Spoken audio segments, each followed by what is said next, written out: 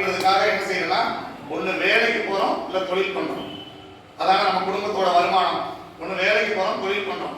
இப்படி நம்மள மாதிரி உட்காந்துருந்த ஒரு 1000 பேர்கிட்ட ஒரு பேப்பர் கொடுத்தாங்க. கொடுத்து உங்களுக்கு எதுக்காக வேலைக்கு போறீங்க, எதுக்காக தொழில் பண்றீங்க, உங்களுடைய ஆசை என்ன, உங்க கனவு என்ன அப்படின்னு கேட்டாங்க. அப்ப அவங்க சொன்னாங்க, எங்களுக்கு ஏகப்பட்ட ஆசை இருக்குங்க, இதெல்லாம் நிறைவேறணுங்க, அதுக்காக தாங்க வேலைக்கு போறோம், அதுக்காக தாங்க நான் தொழில் பண்றேன் அப்படின்னு சொன்னாங்க.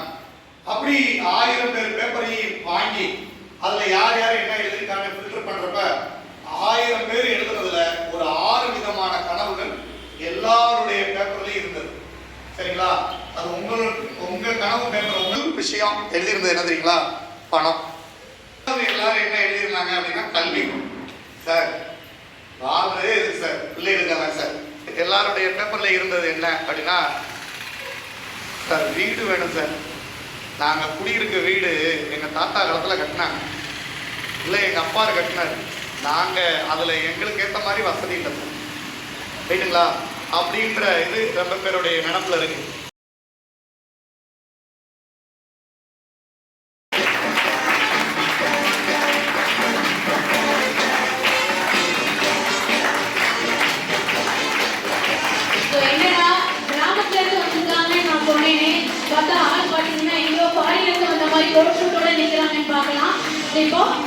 வசதி இல்லாத ஒரு ஊர்ல இருந்து இன்னைக்கு இவ்வளவு தூரம் வந்திருக்கேன் அப்படின்றத உங்கள்கிட்ட ஷேர் பண்ணணும்னு நான் விரும்புறேன். ஏன்னா என்னுடைய வளர்ச்சி என்னாலே நம்ப முடியாத ஒரு அளவுக்கு இருக்குன்னா, அப்போ எப்படி என்னுடைய பேக்ரவுண்ட் இருக்கும் அப்படின்றத உங்கள்கிட்ட ஷேர் பண்ணலான்னு இருக்கேன்.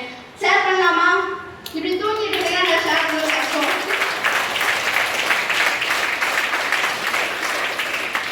இந்த வாய்ப்பை கொடுத்த என்னுடைய அப்ளை மிஸ்டர் வி.டி. ராஜேஸ்வர சாருக்கு உங்கள் மூலமா ஒரு நன்றியை தெரிவிச்சுக்கிறேன். அது உசிலம்பட்டி தாலுகா அயனார்ன்ற ஒரு கிராமம். கிராமத்திலையும் இன்னொரு குட்டி கிராமம் ஐங்கோவில்பட்டி அப்படின்னு சொல்லிட்டு அந்த ஊர்ல ஒரு 40 வீடு நாங்க மட்டும் இருக்கோம். சரிங்களா? அந்த ஊர்ல தான் கொஞ்சம் கூட அடிப்படை வசதி கிடையாது, எதுவுமே கிடையாது. அப்படிப்பட்ட ஊர்ல தான் நான் வளர்ந்துருக்கேன். 40 வீடு தான் ஃப்ரெண்ட்ஸ். எந்த விதமான கடை வசதி கிடையாது, பஸ் வசதி கிடையாது. ஒரு கிலோமீட்டர் தூரத்துல தான் நடந்து போய் பஸ் ஏறணும். அது மாதிரி 1ல இருந்து 5th வரைக்கும் படிக்கிறதுக்கு 2 கிலோமீட்டர் நடந்து போய் ஸ்கூலுக்கு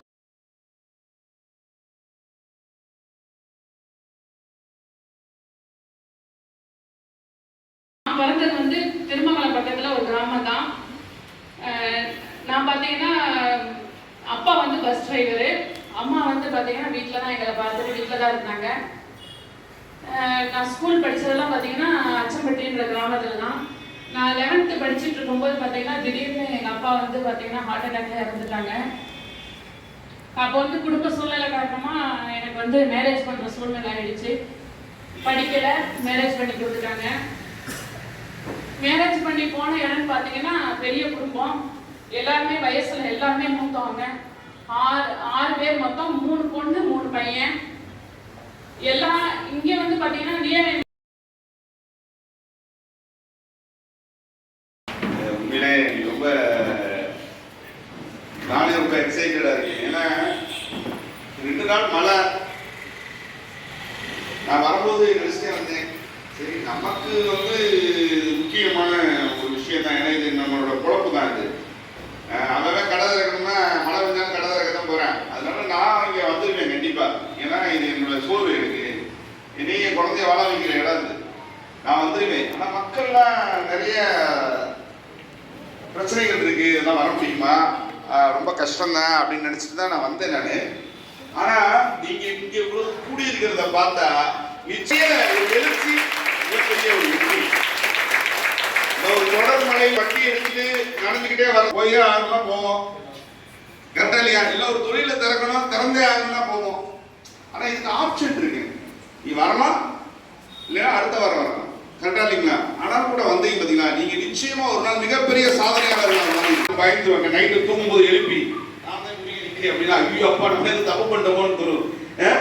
நம்ம கும்புற அம்மையும் பத்திரக்காரிலாம் நேரம் வந்து என்ன ஆகும்? அதான் கடவுள் நேரம் வரமாட்டார், ஒரு நல்ல மனித ரூபத்துல தான் வருவாருன்னு சொல்லுவாங்க. அந்த மனித ரூபத்துல என் வாழ்க்கையை மாத்தினவர் பாலசுப்ரமணி அப்படின்ற எங்க அண்ணன் பாலசுப்ரமணி வாய்ப்பு கொடுத்தாரு. அவருக்கு வியாபார வாய்ப்பு கொடுக்கணும் ஒரு சாதாரண குடும்பத்தில் சும்மா ஒரு வாடிப்பட்டியில் சும்மா ஒரு சின்னமா ஒரு ஃபெயிலியர் ஆகி ஒரு தொழில் பண்ணி நட்டமாக உட்காந்துருந்தேன் வாடிப்பட்டியில். அப்போ எனக்கு ஒரு குழந்தை பிறந்துச்சு. அந்த நேரத்தில் இந்த வாய்ப்பு கொடுத்தாரு.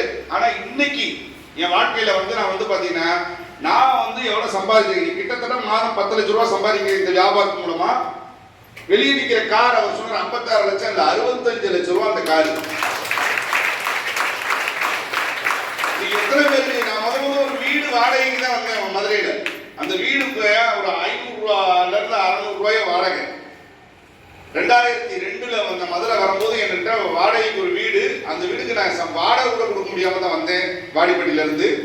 இன்னைக்கு 65 லட்சம் ரூபாய்க்கு நான் கார் வச்சிருக்கேன். அப்ப எத்தனை கோடிக்கு வீடு வச்சிருப்பேன் பாருங்க.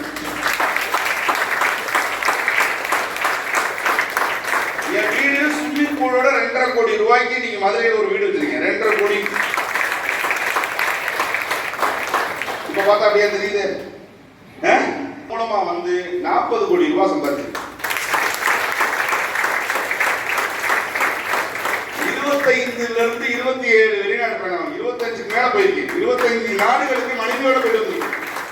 நான் போகாத நாடே கிடையாது அப்படின்ற அளவுக்கு எல்லா நாடுக்கும் போயிட்டு வந்திருக்கு. நான் ஏன் இதை சொல்றேன்னா என்னை பெருமைப்படுத்துறதுல என் கூட வந்தவங்களும் இதெல்லாம் பண்ணியிருக்காங்க. 100 பேர் கார் வாங்கியிருக்காங்க. போன வருஷம் மதுரையில இருந்து மட்டும் 100 பேரை வெளிநாடு பயணம் கொடுத்துருக்கு. மதுரையில இருந்து மட்டும் 100 பேர்.